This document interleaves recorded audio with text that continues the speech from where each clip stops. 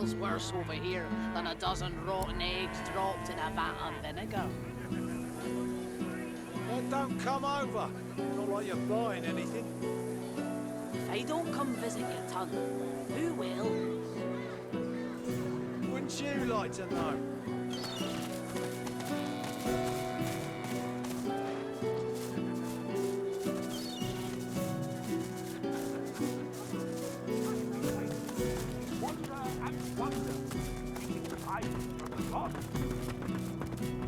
Seven usher us to paradise against all odds.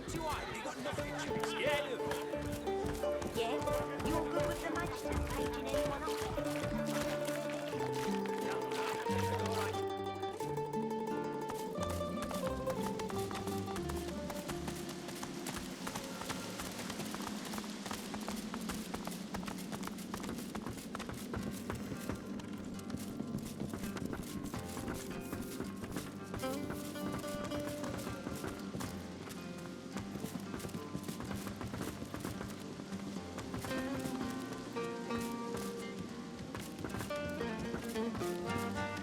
She smirks. She's definitely not smiling with you.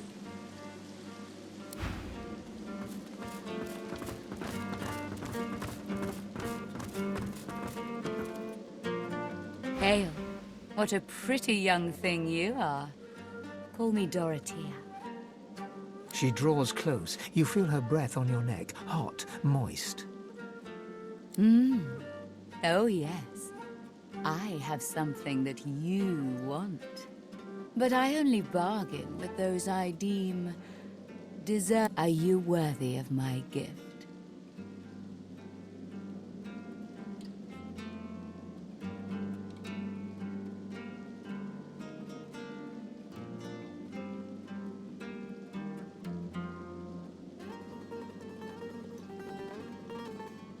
Indeed.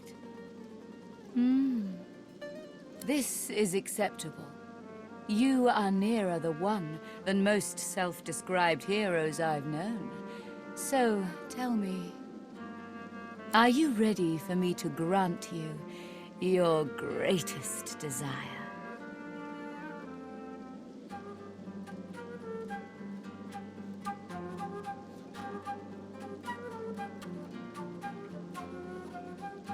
Oh, make no mistake. Your body would be to my taste. But I am interested in probing deeper. You have a need. To expose it, look into my ring and tell me what you see there. Gaze into the gem, my lovely girl. She flashes her ring at you, and you stare at the luminescent stone at its center. You are floating on a current of pure source, surrounded by a kaleidoscope of colors and fuzzy images. On the horizon looms a dark silhouette. As you approach, a beam of light washes the shadow away, revealing to you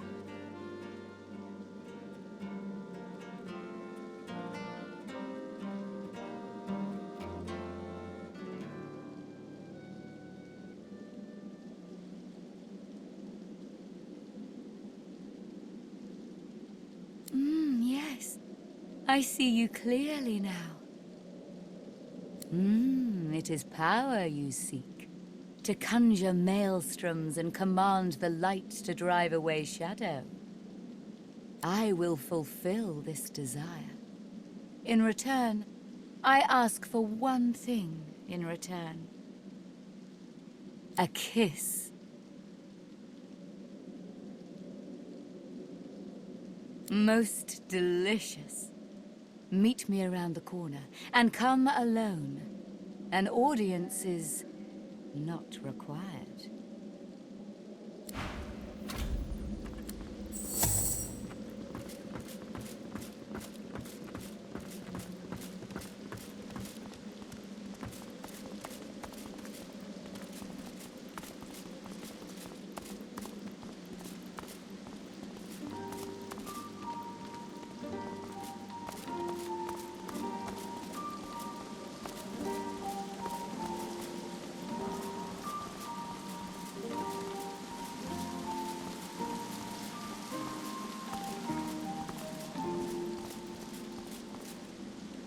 Dorothea sees you and heaves a shuddering sigh. She bites into her lower lip with enough force that a drop of blood seeps out. Blood and something else, something green. Darling, I admit I wish we could share more carnal pleasures. Yet I think a kiss is the height of intimacy.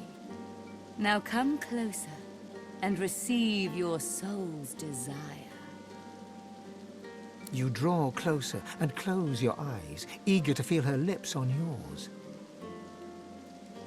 Yet her lips do not press against yours, and her hands do not caress your face. She is a woman no longer, but a were-spider.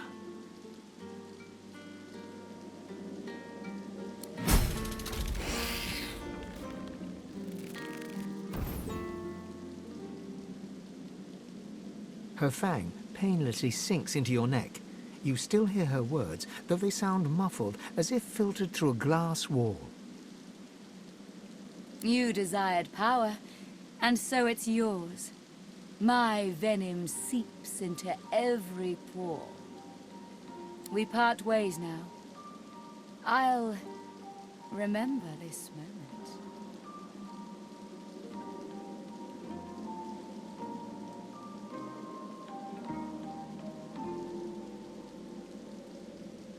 Ruse?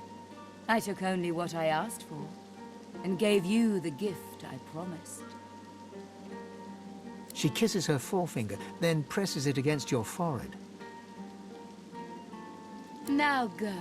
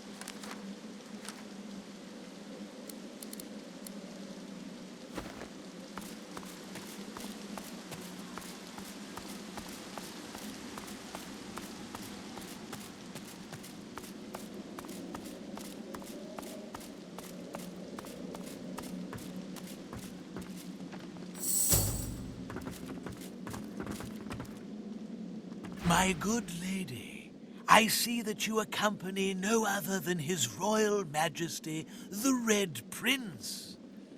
I have a message for him of quite vital importance, if you'd be so kind. Of course she'll be so kind. Speak freely, kinsman.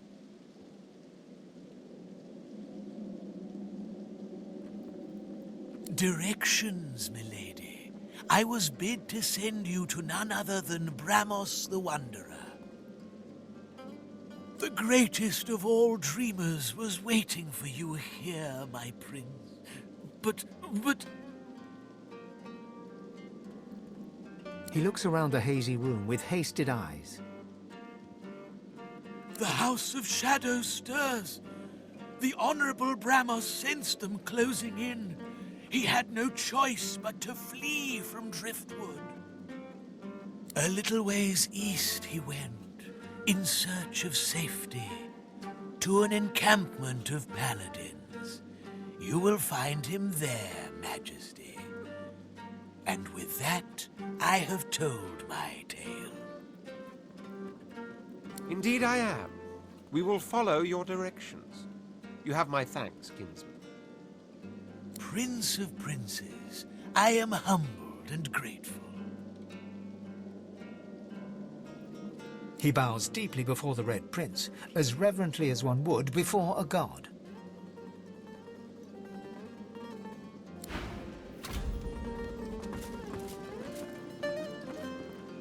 The House of Shadows stirs. An ominous phrase. It's as if I can feel the onset of night.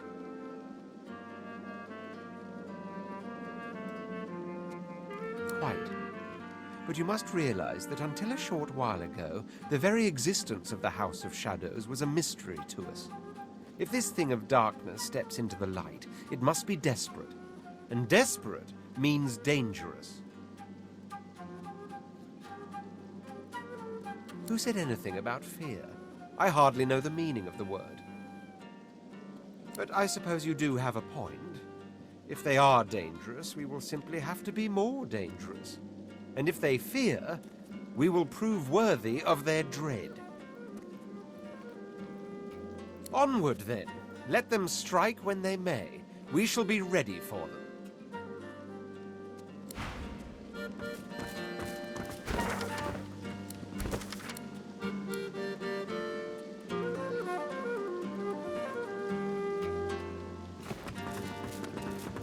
Mercy, mercy.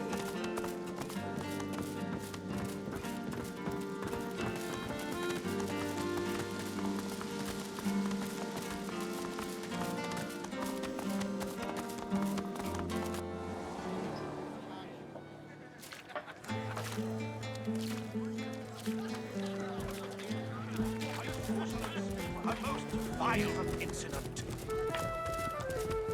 A valiant one. Might as well have robbed it in the death.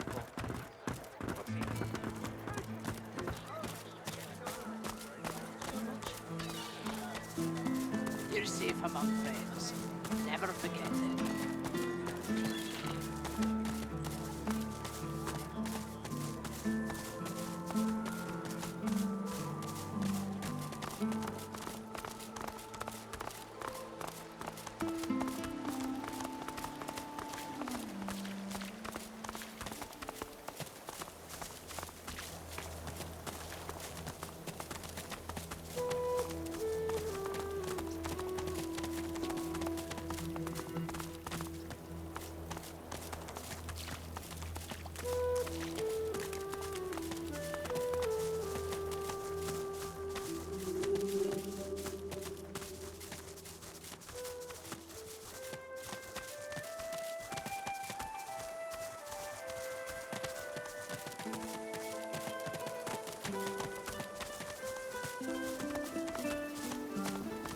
When they come again, they'll be stronger.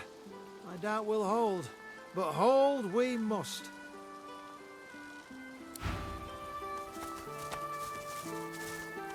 With his eyes closed in terror, he mutters to himself. 7, let the Voidwalker not find me. 7, let Sally come that we may leave this bloody place. 7, save us. 7, save us. 7, save us.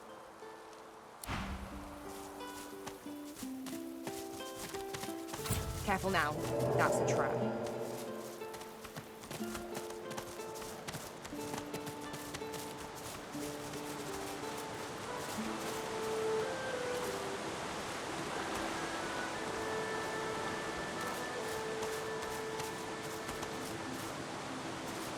The couple notice you approach. The man offers a cheery smile.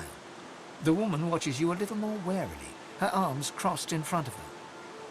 Greetings. Greetings. The open road. And a new life at the end of it, hopefully. Fulton, our business is our business. Remember what Carl Van told us. The man nods, chastened. We don't know where we're going, but we're definitely not going back. There's no reason for anyone to go back where we came from unless they have a death wish.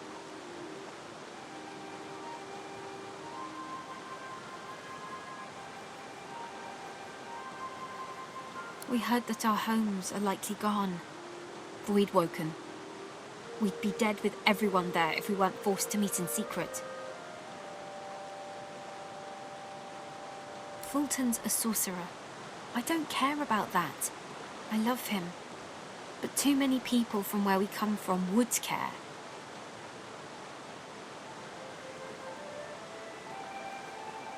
Yeah, they were just stuck in their ways. Afraid of what's being said about people like me. Well, they're all dead now, and they can't stop us being together. The Void-woken are welcome to this place. We're going to start a new life.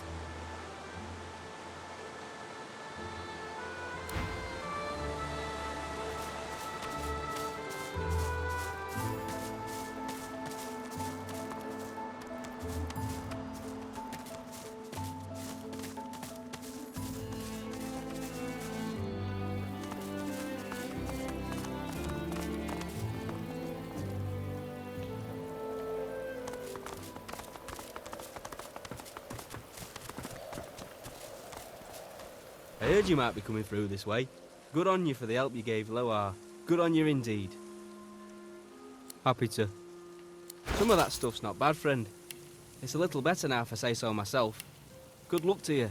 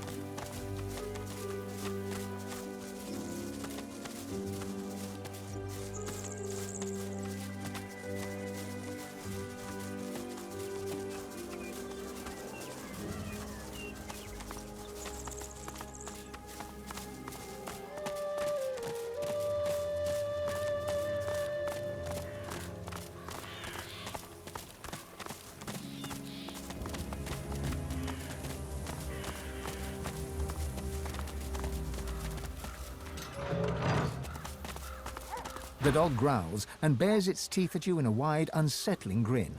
You swear you see a worm emerge from its grey-pink gums, then burrow back in. Come closer. I dare you. He sniffs, he snarls. I am death. There's no defying me. The dog's growls intensify and transform into a rhythmic rasp that mimics laughter. You swear you see the ground behind him momentarily churn and tremble. Do not mock me. You know what lies beneath. But I will not allow you another step closer, human. Can has already laid claim to it. Enough lies. Enough farce. You've riled the beast. And the only cure for the affliction is blood. The dog raises its head to the stormy sky and howls. The earth beneath you vibrates, a dirge plucked on the strings of a rotting lute. Necrotic troll, you are summoned. Crawl through the gate. The earth opens for thee.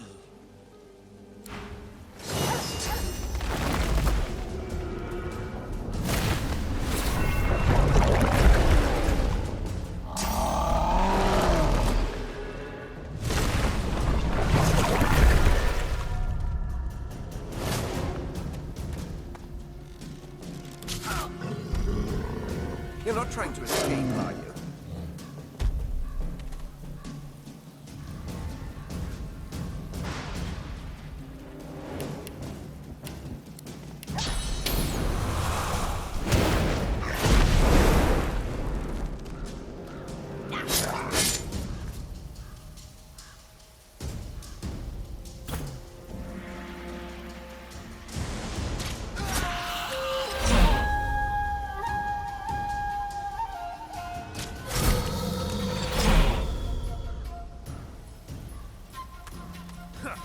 The Reaper for me.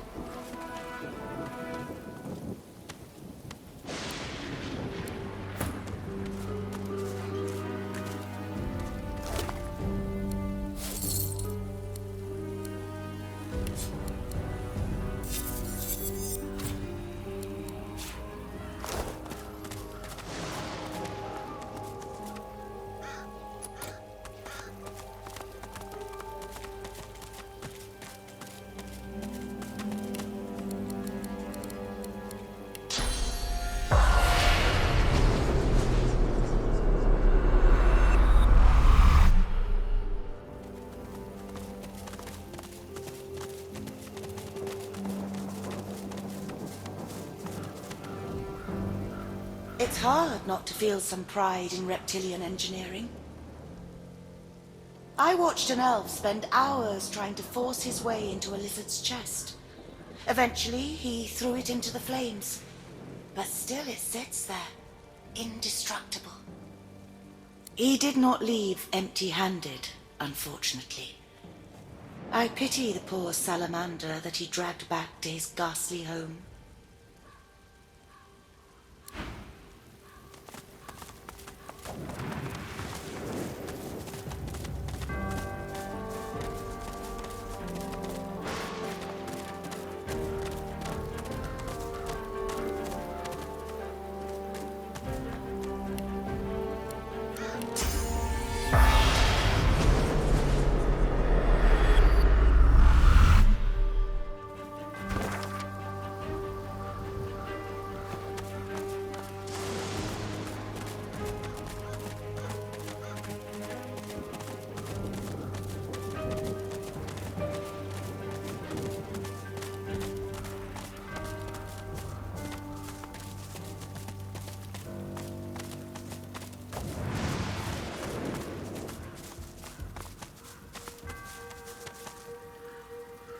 This spirit, it beckons to me.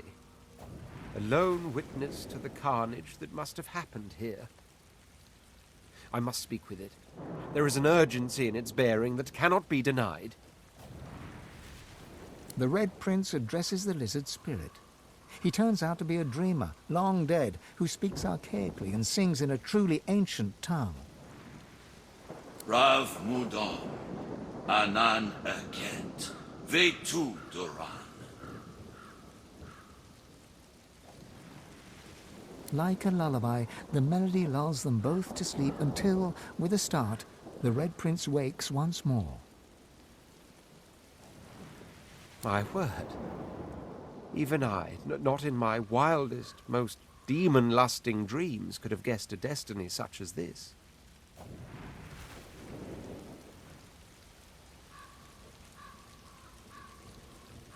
A tale too preposterous to be believed, and yet so ultimately, so undeniably true once told. The race of lizards, all of us, we were dragons once. Great red dragons. Somehow, eons ago, we withered. We shrank, our wings shriveled. Never more to be the majestic creatures we once were. Until now. I am to be the father of dragons, and she, the Red Princess, is to be the mother. I've told you about her, haven't I? The secret of my soul.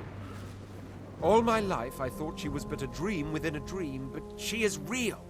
She is here. And I must go to her. To think she awaits me even now, no more than a walk away. Come, we must move north at once. Dying indeed. We mustn't forget the House of Shadows continues to hunt us. The dreamer I met only managed to elude them by escaping bodily into the dream realm, never to return. Sacrifices are being made in our names, mine and hers, so that we may sire dragons. I intend to prove worthy of these sacrifices. The Red Prince turns to thank the spirit for its aid. The old soul concludes its melody, and with it, its stay upon this world.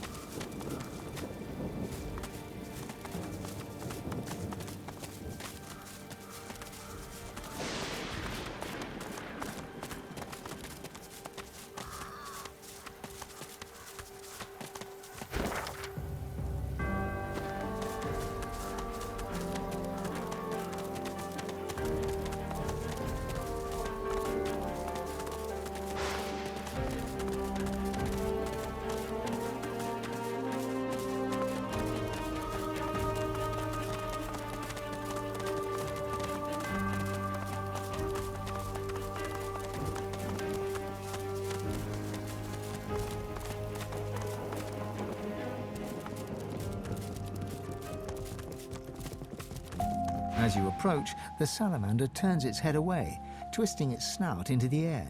It refuses to even look in your direction.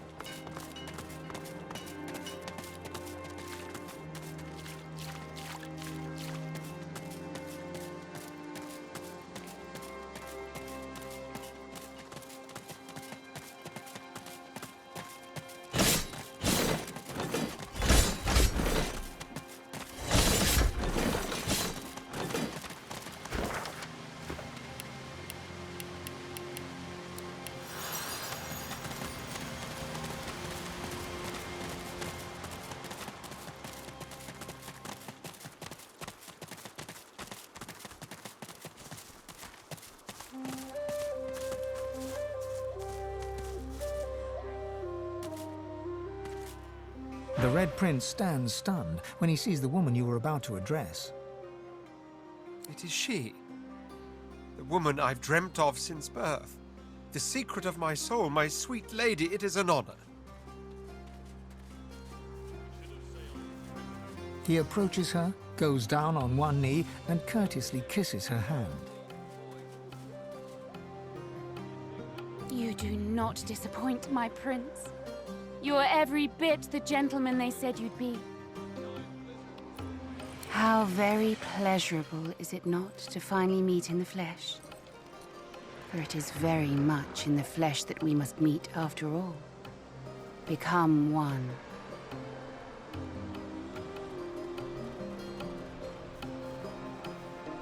Oh, Father. Life shaper.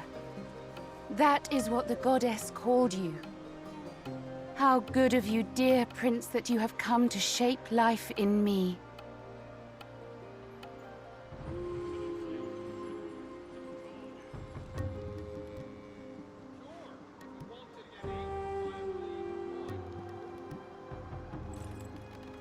He stands up and scrapes his throat, but before he can say anything, she silences him by sliding her hand in his. She looks at you for the first time with a look of understated condescension that could rival the Red Prince's own. I am Sada, Princess of the House of Law. And you... Softly, she moves her body against his, puts her arms around his neck, her mouth hot against his ear. Let's forget for a moment all the forces that drove us here. Shall we, my prince? Let us think of nothing but ourselves. One amid a nest of satin. You and I, we know each other like only true lovers do. So at long last, let us become lovers. By my empire, yes. At long last, we shall become lover.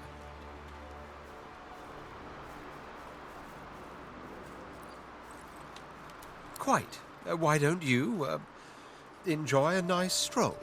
A nice, long stroll, while the lady and I enjoy a more private moment. Sada smiles at him so endearingly, it almost melts your heart. Come, my prince. Let's retire to that satin nest of mine.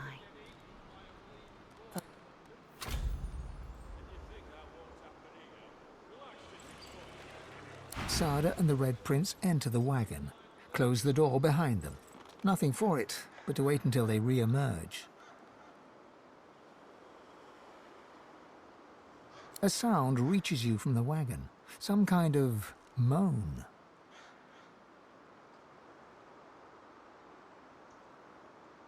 You take a step closer. The sound becomes more pronounced. There's definitely moaning going on, but what kind of moaning?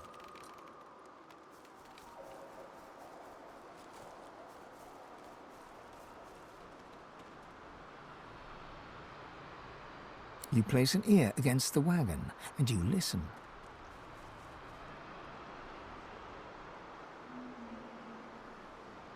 Oh my. Yes, there's no doubt about it now. You have all the empirical evidence you needed to conclude these are very much moans of ecstasy. Which leads you to deduce both of the wagon's inhabitants are, in fact, quite safe. Feeling rightfully relieved and satisfied to have done your duty, you can't help but notice one of the window shutters stands ajar.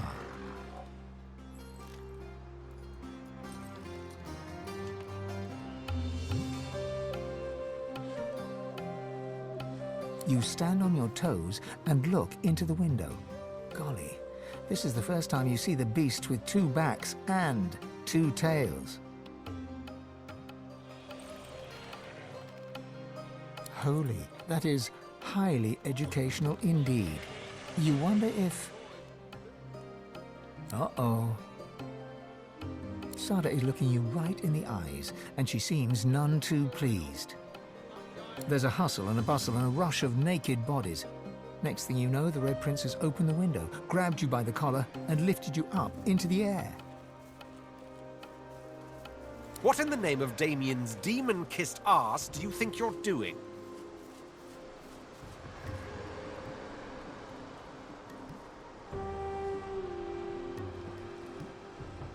Strange sounds, you shameless little...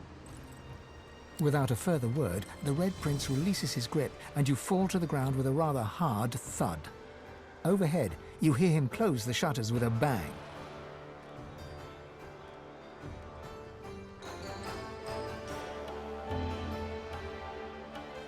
Spoil sport.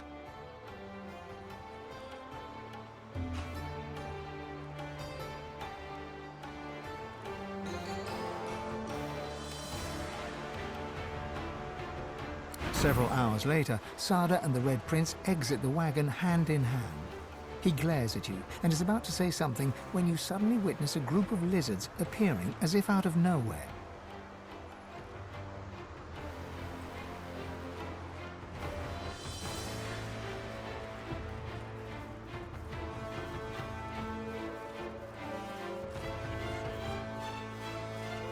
Their commander is a vile-looking lizard, his face the very definition of mischief.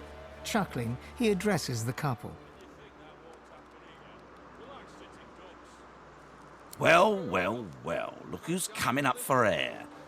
Mighty powerful noises I heard coming from that there carriage. Teensy bit jealous I am. Silence. You will bow before us and explain this intrusion, or by the seven I will cut you down where you stand. My oh my, you didn't tell Loverboy anything, did you, Dollface? Naughty, naughty. You've been played for a fool, little prince. She's sworn to another. That's right.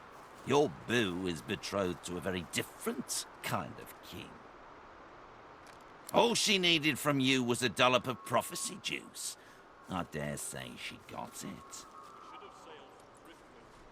You utter villain!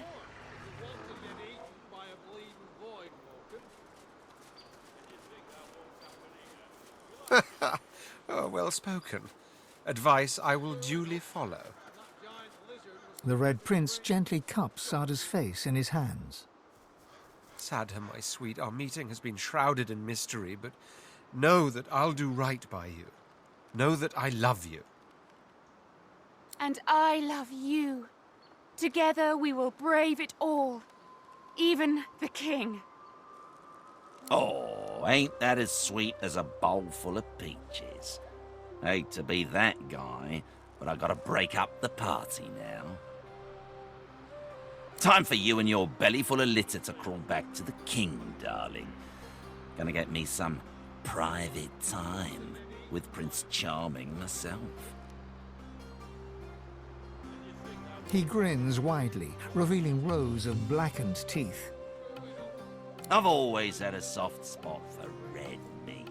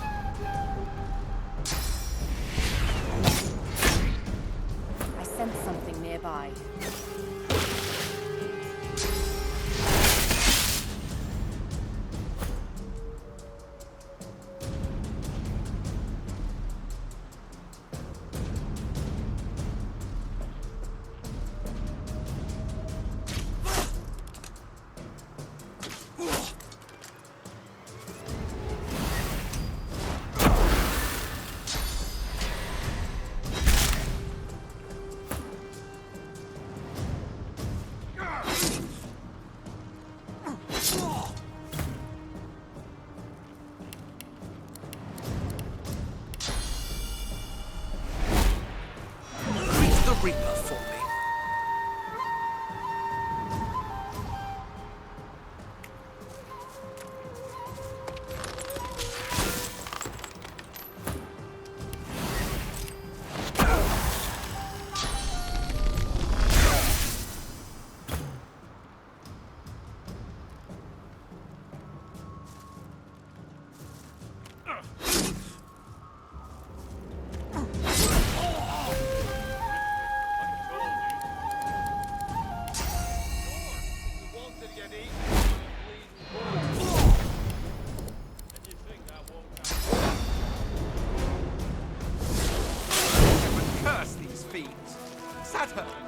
Where have you gone?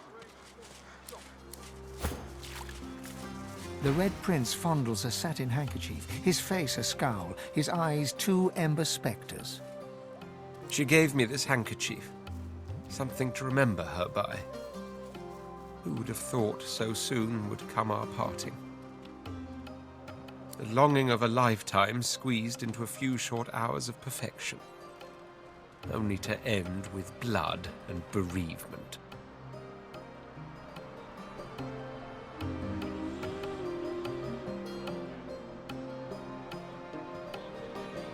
I will, won't I? Thank you. He hugs you back. The embrace lasts and keeps lasting. When you finally pull away, you can tell he's somewhat embarrassed, but he smiles at you warmly nonetheless. We've become very good friends, haven't we? Even if you are a peeping Tom.